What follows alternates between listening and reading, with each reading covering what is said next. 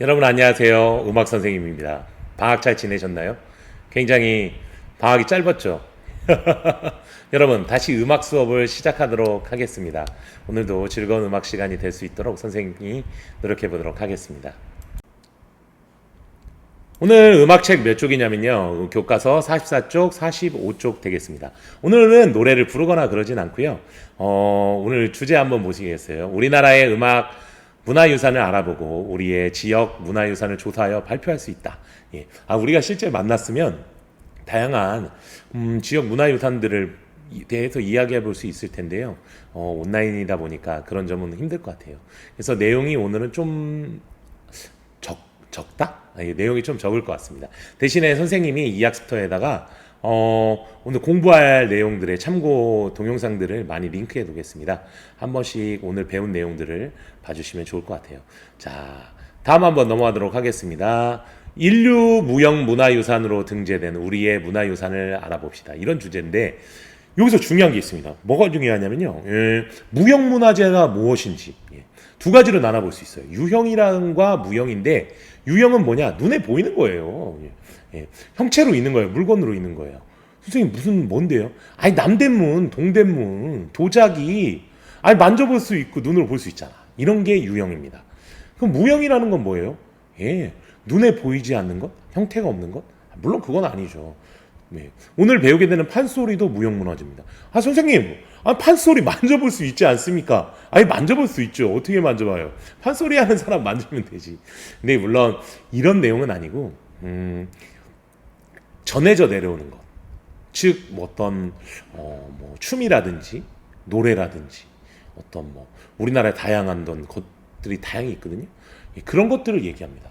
그래서 인류의 무형 문화유산이라는 게 상당히 많이 있다. 그리고 또 중요합니다. 왜 중요할까요, 여러분? 생각해 보세요. 왜 중요하긴 왜 중요해요? 생각해 보셨습니까? 당연하죠. 무형문화재는 물건으로 남는 게 아니다 보니까 잘 보존하지 않으면 사라져버릴 가능성이 굉장히 높은 거예요. 선생님 뭔데요?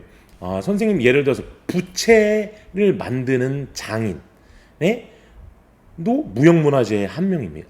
한 가지 종류예요. 부채 있죠, 부채. 근데 요즘 여러분 부채 씁니까, 안 씁니까? 부채 안 쓰죠. 부채 없어요, 요즘에. 뭐 써요, 여러분? 선풍기 쓰지. 선생님도 선풍기 써. 이거 봐봐요. 휴대용인데 선풍기 이렇게 있단 말이야. 부채를 쓸 이유가 없어요, 여러분. 그러다 보니까 전통 부채를 만드는 이런 장인이 다음 세대, 즉 여러분의 어른이 되는 세대 아니면 여러분이 할아버지가 되는 세대에도 여전히 이게 남아있을 것이냐. 남아있기 힘들다는 거죠. 선생님, 이거 비디오로 녹화해가지고 파일로 가지고 있으면 되지 않아요? 부채 만들어 놓은 거는 박물관으로 보내고. 물론 그럴 수도 있어요. 있긴 있지만 그 사람이 만드는 가운데의 어떤 전통적인 것들, 이런 것들이 아주 세세한 것들이 남아있긴 힘든 거죠. 그래서 유형문화재인 남대문은 불타버렸지만 동대문은 여전히 동대문 그대로 남아있지 않습니까? 서울 성곽이라든지 아니면 무슨 그림이라든지 도자기라든지 이런 거는 고가의 돈으로 환산이 되고 사람들이 서로 가지고 싶어 하기 때문에 보관이 잘 되지만 이런 무형문화재 같은 경우에는 그게 굉장히 힘듭니다. 그래서 우리가 좀 더 신경을 쓰고 관심을 두지 않으면 사라질 가능성이 굉장히 많기 때문에 이렇게 교과서에서도 무형문화재에 대해서 잘 설명하게 되는 겁니다. 자, 그래서 오늘은 대표적인 인류의 무형문화재인 특히 우리나라의 무형문화재를 많이 소개를 해드릴 예정입니다. 첫 번째는 종묘제례학에 대해서 알아볼 건데요. 종묘제례학은 읽어보겠어요. 종묘제례 및 종묘제례학.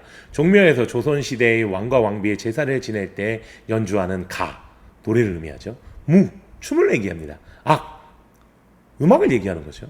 어우러진 제사 의식입니다. 이 종묘제례학이 장난이 아니에요. 엄청나게 큽니다. 여러분 실제로 볼 수 있어요. 올해는 못 봤죠. 왜? 코로나 때문에. 코로나 때문에 행사가 진행이 되지 않았지만 매년마다 행사가 진행이 됩니다. 그래서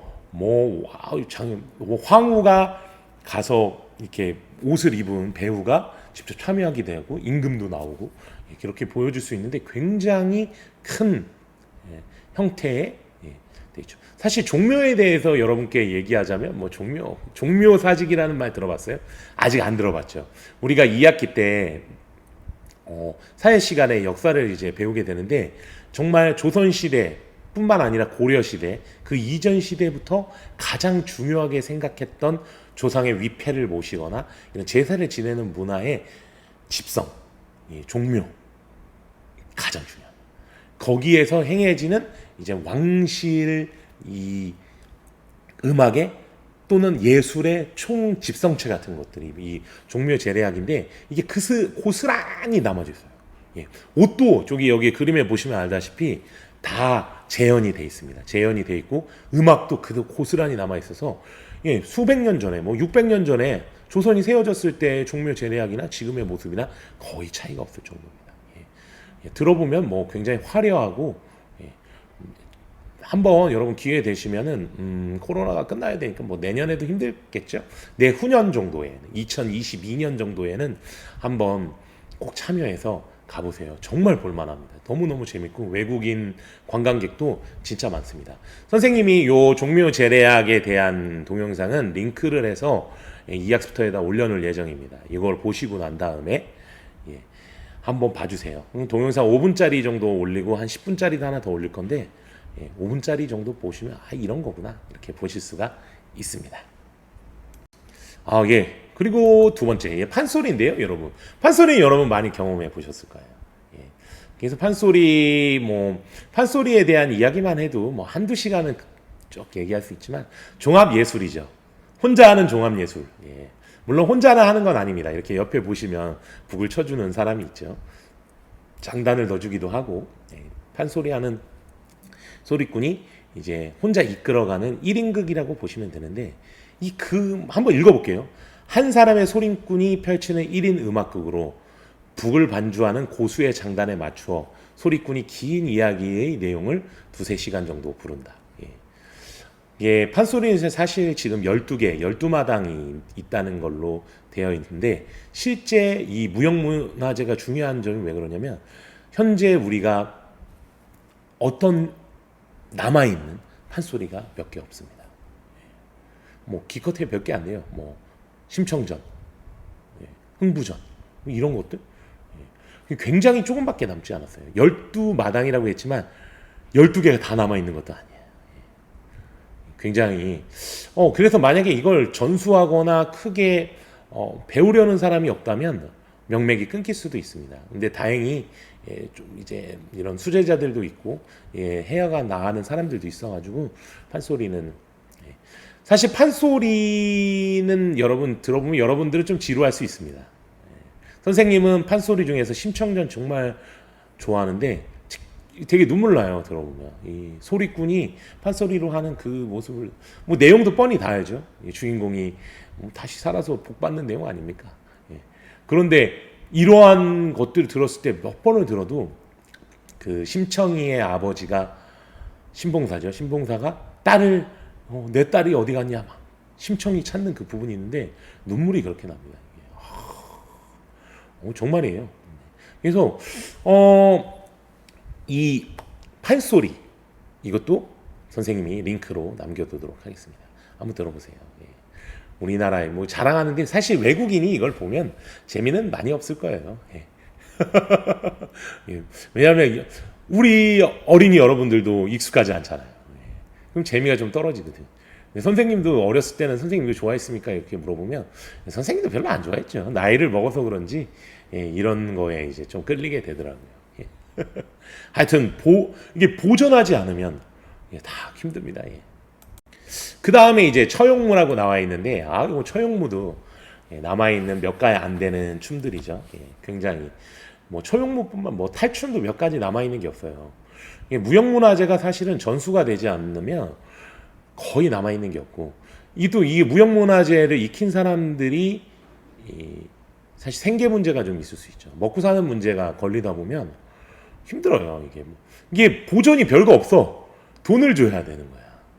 왜냐면 아까도 얘기했지만 부채 만드는 사람이 부채 만드는 기술을 아들에게 만약에 전수를 해주거나 제자한테 전수를 해주는데 이 부채 만드는 기술을 가지고 먹고 살 수가 없다면 이 기술은 무형문화재는 사라지게 됩니다.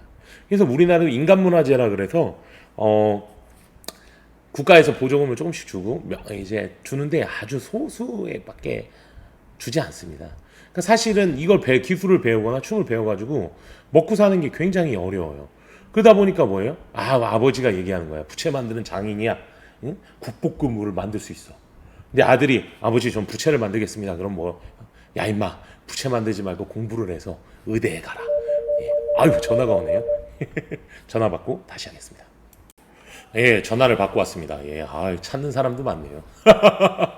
예, 처용무, 예, 아까 이제 이야기하다 보면 사실 처용무 자체로만 본다면 우리 그냥 뭐 흔히 보는 춤이죠. 뭐. 네. 그렇게 특별한 게 없어 보이지만 굉장히 전통적이고 오래된 춤입니다. 이것 또한 여러분들 링크로 남겨두도록 하겠습니다. 한번 잘 봐보세요. 예. 예, 요번엔 농악에 대해서 이야기해 볼 건데, 농악이라는 거는 말 그대로 농자가 이제 농사 지을 때 농자예요. 그 농자고, 악은 음악이죠.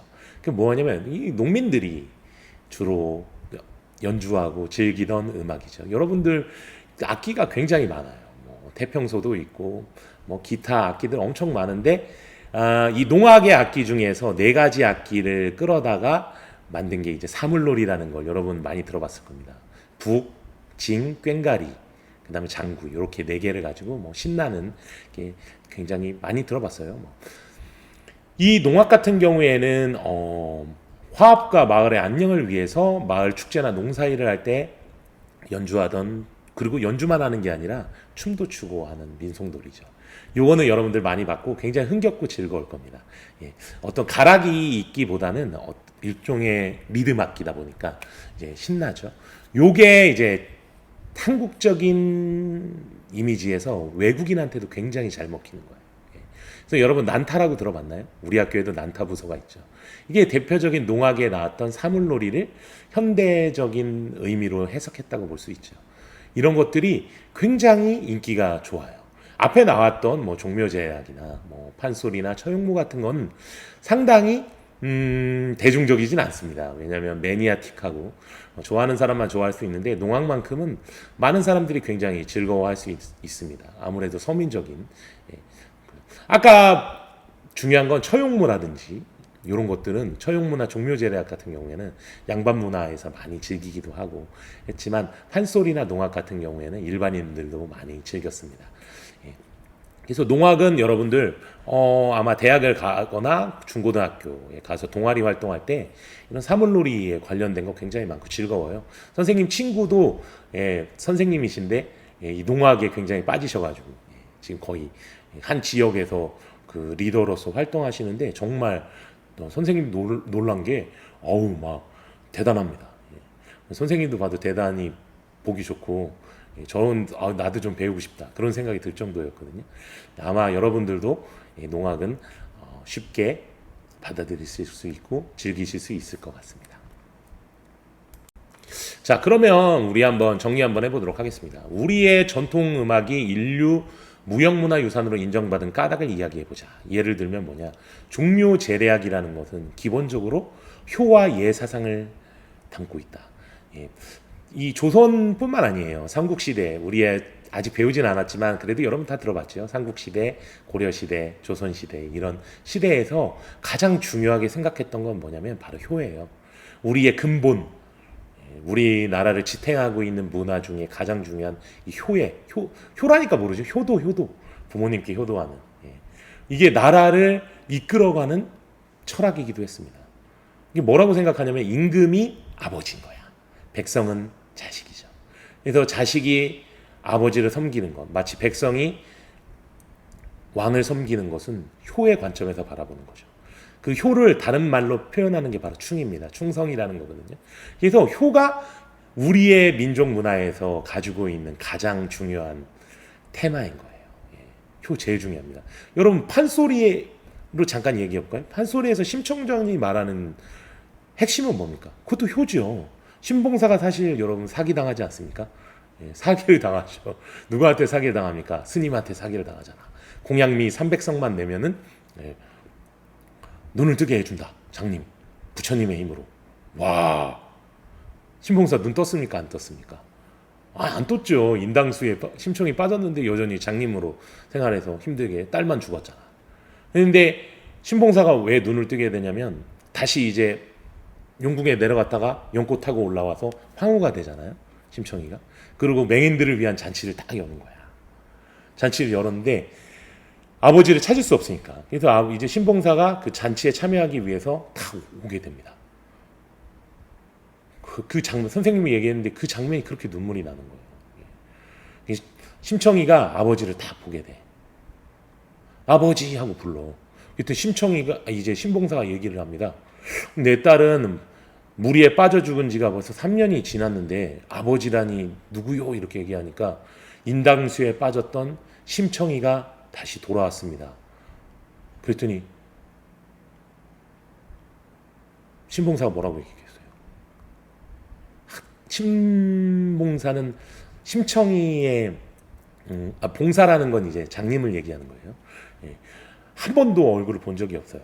어떻게 생겼는지. 왜냐하면 아예 어렸을 때부터 이 신봉사는 장님이었기 때문에 아이가 어렸을 때부터 얼굴을 못 봤는데 젖동량으로 이제 힘들게 딸을 키웠던 거예요. 뭐 효녀가 될 수밖에 없었던 건 아버지가 그 힘든 상황에서도 사랑으로 자식을 키웠기 때문이죠.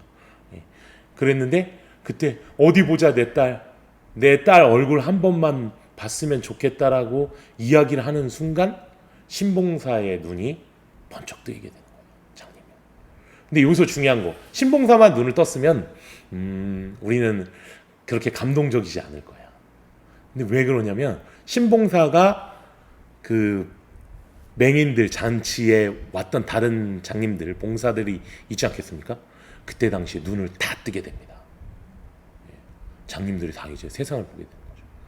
이 효에 담겨 있는 이 효로서 신봉사의 눈을 띄우게 되는 거예요. 반대로 나쁜 짓을 저질렀던 사람이 있어요. 뺑덕어머니도 있고 있죠. 이 사람들은 어떻게 되게 해요? 눈을 장님이 됩니다. 일종의 또 권선징악이라는 게 있죠. 나쁜 사람은 벌을 받고 착한 사람은 복을 받는다는 우리의 전통적인 사상이 압축적으로 들어있어요. 근데 그 부분이 굉장히 애절하고 그 눈물이 쭉 난다니까. 부모가 딸을 그리워하고 사랑하는 마음, 또 딸이 아버지의 눈을 뜨게 해주기 위해서 자신의 목숨을 내건졌지만 복을 받는 그 장면, 이 모든 모습들이 너무 아름답게 표현이 되어 있기 때문에, 그래서 판소리에서 나온 심청전도 사실은 효와 관련이 있는 거예요. 우리의 시대적, 한번 읽어볼게요. 시대적 정서를 표현했으며 청준도 공연에 참여하고 문학적 독특성이 있다. 혼자서 다 하기 때문에 굉장히 독특하고 사람들이 막 욕하고 막 그래요. 왜 욕을 하냐면 참여하는 거야. 놀부전, 이게 흥부전에 보면 놀부가 막 남의 괴롭히고 그럴 때 막 옆에서 막 화내는 거야. 그러면서 이제 마음의 울분 같은 것도 풀리고 막 그렇게 되거든요. 여러분, 나중에 탈춤 얘기도 좀 하겠지만 탈춤도 마찬가지입니다. 양반들이 했던 그러한 잘못된 점들을 고발하고 백성들이 마음에 있었던 그런 고통과 슬픔 같은 것들을 해결해 주고, 그래서 지금 소중하게 남아있는 의미가 되는 거고요. 초용무, 음악과 무용, 의상과 탈이 어우러져 있는데 동양의 음양오행설을 기초에 두었다. 이 초용무라는 것도 굉장히 이야기가 아름답습니다. 이 초용의 이야기인데 귀신 이야기예요. 귀신 이야기. 굉장히 재밌고 굉장히 화려하고 아름답습니다. 우리나라 무용의 정수라고 볼 수 있을 정도로 아름다운 문화이기 때문에 한 번쯤 선생님 링크 달아준 거 한번 봐보세요. 괜찮습니다. 아마 오래 보진 못할 거예요. 왜냐면 여러분이 보면 지루해. 알고 나서 보면 좀 괜찮은데 이렇게 좀 지루한 면도 좀 있죠. 농악 한번 보겠습니다. 노래나 춤, 기악으로 이루어져 종합예술. 이거 종합예술이에요, 진짜. 너무 흥겹고 즐겁죠. 땅땅땅 빵빵빵. 장단 치니까 축제의 성격을 가지고 있어서 아주 소중하고 지금도 전수되는 거죠. 자, 사실 무형문화재를 찾는다면 우리 동네, 우리 서울, 서울로 볼 수 있죠. 서울 안에 굉장히 많이 있습니다. 생각보다 많이 있고 이런 것들을 찾아볼 수 있는데, 선생님 한 가지만 얘기해 볼게요. 요 성북동의 성북초등학교 가까워요, 여러분. 여기에서 걸어서도 갈 수 있는 거리에 보면 선잠단지라고 있습니다. 이 선잠단지 요거 뭐냐면 여러분 사실 이 문화 중에서 제일 중요한 게 뭐냐면 농사와 이 옷을 만드는 거야. 이 선잠이라는 건 뭐냐면 이제 여러분 누에고치를 키워가지고 거기서 실을 뽑아내서 옷을 만드는 그런 그게 가장 중요하잖아요. 우리 인간이 살아가는데 거기에서 그 옛날에 이제 왕과 왕비 중에 왕은 뭐라 하냐면 농사를 짓습니다. 예, 신설동에 하면 선농단이라는 데가 있는데 거기에서 직접 농사를 지어요. 왕이 직접. 그래서 모범을 보이는 거죠 백성들에게.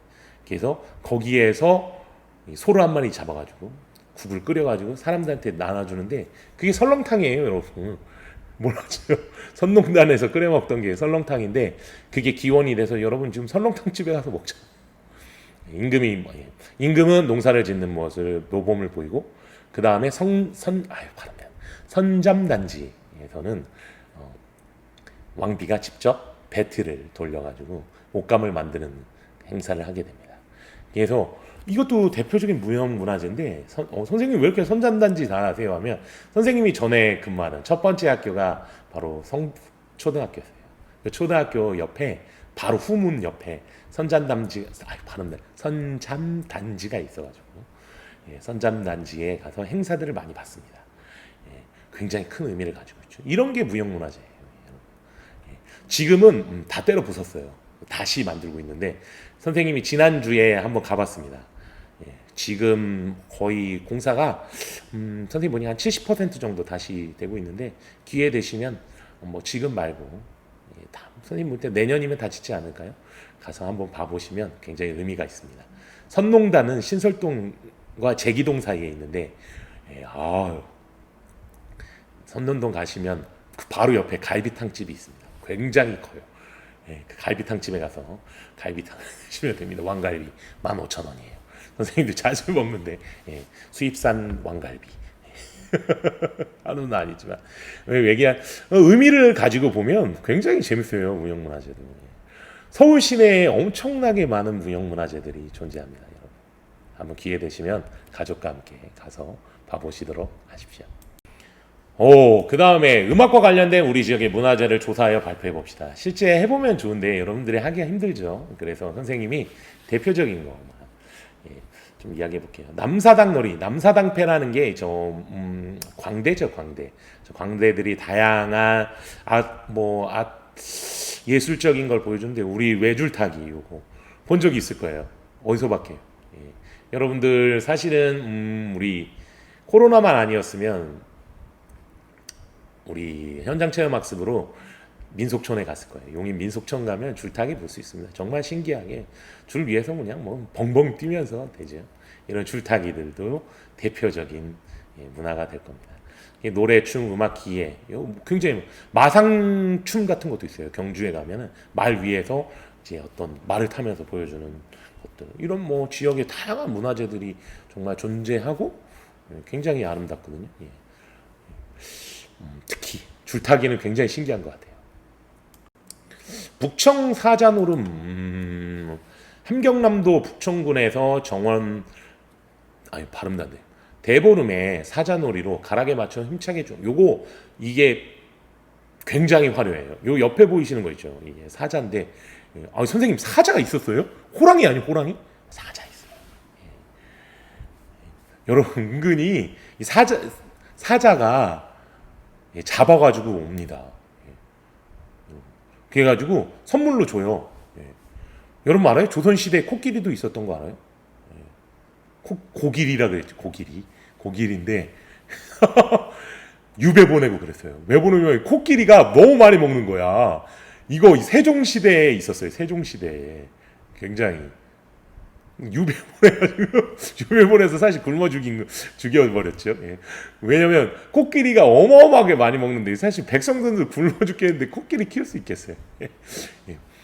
그래가지고 유배 보내고 그러는데 사실 우리나라의 코끼리도 그러니까 선물로 주는 거야. 선물 중국에서 그래서 사자도 많이 줬어요. 그래서 실제로 사자나 코끼리 같은 것도 우리가 볼 수 있었습니다. 이 코끼리 관련해 가지고 최근에 영화됐던 천문이라는 영화가 있거든요. 천문이란 작년에 개봉됐나 그랬었는데 장영실이란 세종대왕 이야기 나오는데 거기에서도 나오게 됩니다. 코끼리 일화 막 나오고 그러는데 한번 봐보세요. 천문. 혹시 넷플릭스나 뭐 웨이브 같이 집에서 IP 이런 서비스를 보시는 분들은 공짜로 공개가 됐거든요. 그냥 한번 봐보시면 공짜는 아니지 왜 회원제니까 돈을 내니까 보실 수 있습니다. 코끼리 얘기도 나오고 이것도 굉장히 화려합니다. 사람이 2명이 들어가 있어요. 그래서 사자 안에 사람 2명 들어가가지고 막 점프도 하고 뭐 장난 아니에요. 이건 영향은 우리나라 전통에서 만들어진 거긴 하지만 영향은 중국에서 영향을 많이 받았습니다. 중국에 굉장히 좋아해요. 사자, 호랑이도 영물이라고 하지만 사자도 굉장히 좋아하는 이유가 불교 문화권에서 사자를 굉장히 높게 칩니다. 악기 같은 거를 우리는 호랑이 문화잖아. 호랑이. 왜냐면 호랑이가 진짜 많았거든요. 여러분 우리나라 호랑이 얼마나 많았냐면 제일 무서운 게 호랑이였어요. 실제로 포수 이제 호랑이를 잡던 사람들이 있었는데 산에만 가면 호랑이한테 물려 죽는 거야 사람들이. 그래서 1900년대 초반 그러니까 까지 이 호랑이 잡으러 다니는 사람들이 굉장히 많았습니다. 여러분 이 호랑이 얘기 해주면 호랑이가 무서워요. 장난 아니야. 뭐 화살로 쏴가지고 잡을 수 있는 게 아니에요. 그래서 총이 발달하고 나서 지금은 호랑이 멸종됐죠. 사람들 다 잡아버려가지고 이미 언제 멸종이 됐냐면 1900년대 초반에 거의 멸종이 됩니다. 그 정도로 굉장히 화려하고 이것도 링크에 걸어두도록 하겠습니다. 요번에 이야기할 건 남도 들노래라는 거 대표적인 노동요예요. 노동요라는 건 뭐냐면 노동, 일을 하면서 불렀던 노래죠. 그래서 이거 주로 이런 노래들의 특징은 이게 매기고 받는 부분이 있어가지고 혼자 이제 선창을 하게 되면 뒤에 있는 사람들이 대받아치는 가락을 이야기하고 거기에서 뭐 일이 힘들고 고되니까 노래 부르면서 하는 거예요. 그랬던 이런 전통적인 것들 아직도 남아 있습니까? 이렇게 하면 거의 없죠. 이제 모내기 같은 게 다 기계가 해버리고 사람이 안 해요. 기계가 나옵니다. 그러다 보니까 노동요 있죠. 휴대폰에다가 음악 넣어가지고 휴대폰 들으면서 일하게 되는 시대가 됐기 때문에 이제 점점 사라지고 있습니다. 그래서 다행인 건 이런 것들을 국립국악원이나 또는 기록원에서 노래를 다 음원으로 만들어가지고 무료로 제공하고 있어요. 그래서 여러분들 뭐 들어볼 수 있지만 쉽지는 않을 것 같아요. 일부러 찾아서 들어보지 않는 이상 굉장히 흥미를 끌지 못할 것 같아요. 그래서 선생님 생각에는 선생님 시대 정도에까지는 이런 것들이 어렸을 때도 실제로 경험도 해보고 들어봤기 때문에 익숙한데 선생님 아랫세대 즉 여러분 세대나 선생님 자녀들의 세대에서는 뭐 한 번도 들어본 들어볼 경우도 없고 요즘 아까도 얘기했잖아 모내기 할 때 부르던 노래인데 모내기를 안 해. 기계가 다 해버리니까 들어볼 일이 없죠. 추수할 때도 마찬가지고 그러다 보니까 이제 그런 점도 있습니다. 실제 여러분을 만났으면 아마 여러분들과 함께 이 지역 문화재를 알릴 수 있는 포스터를 그려봤을 수 있었을 텐데요. 오늘 온라인이다 보니까 그건 좀 힘들겠죠.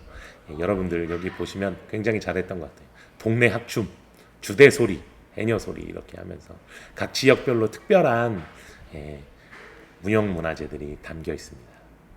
굉장히 우리가 지켜야 될 소중한 문화이기도 하지만 선생님 생각엔 점점 사라질 것 같아요. 거의. 자, 오늘 내용 정리하고 마무리 짓도록 하겠습니다. 오늘 수업 굉장히 짧지 않나요? 우리의 음악 문화 유산에 대한 긍지를 가져보자. 이게 좀 어려운 것 같아요. 긍지를 가지려면 우리가 그 문화를 즐겨야 되는데 우리는 즐기기 힘들죠. 왜냐하면 익숙하지가 않고 재미가 좀 떨어지기 때문에 아마 우리 음악에 대한 문화유산 같은 것들은 점점 사라지지 않을까 싶습니다. 교과서에 나와 있는 노래 숫자를 한번 봐보세요. 서양 음악을 중심으로 하고 있는 음악이 훨씬 많지 국악을 중심으로 하고 있는 것들이 초등학교에는 그나마 많이 나오지만 중학교만 넘어가도 서양 중심의 음악이 되게 됩니다. 또 여러분 유명한 베토벤이나 모차르트 같은 사람들은 들어봤지만 우르기라는 사람 들어봤나요? 아마 못 들어봤을걸요. 예, 한국에 대한 한국인에 대한 우리의 전통 조상님들의 음악이 훌륭하신 분들에 대한 것도 거의 알려져 있지 않고 많이 들어보지도 못했을 겁니다. 이게 현실이에요. 그래서 우리는 좀 반성해야 되는 건 맞는 것 같습니다.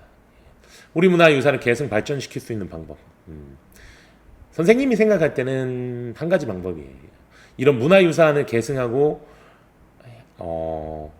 전통 계승자죠. 이런 사람들한테 돈을 많이 주면 자연스럽게 발전하게 됩니다. 예. 예를 들어서 아까도 얘기했죠. 부채 만들는 사람한테 연봉 1억씩 준다고 해봐. 다 부채 만들라 그러지. 누가 공부해서 대기업 들어가려고 하겠어요. 부채만 만들어도 1억씩 버는데. 예, 현실적으로 모든 이런 문화나 계승되는 건 돈과 많이 관련이 있습니다. 그래서 정부에서는 이런 문화예술을 발전시키기 위한 많은 지원을 해줘야 될 것 같습니다. 그래야 조금 더 우리가 관심을 가질 수 있게 되겠죠. 여러분, 오늘은 방학 끝나고 나서 첫 번째 수업이라 굉장히 차분하게 진행해 봤습니다. 예, 내용도 굉장히 짧고요. 여러분들이 좀 지루해 하셨을 수도 있을 것 같습니다. 여러분, 이 학습터에 선생님이 다양한 링크를 걸어 놓을 예정이에요. 한 번씩 좀 흥미는 떨어지겠지만 이런 거구나 한 번씩 봐주세요. 한 1, 2분 정도씩만 보면 충분히 어떤 내용이 될 수 있을지 알 수 있을 것 같습니다. 여러분 항상 선생님 사랑해 주셔서 고맙고요. 다음 시간에 좀 더 재미있는 내용으로 돌아오도록 하겠습니다. 여러분 다음 시간에 만나요. 안녕.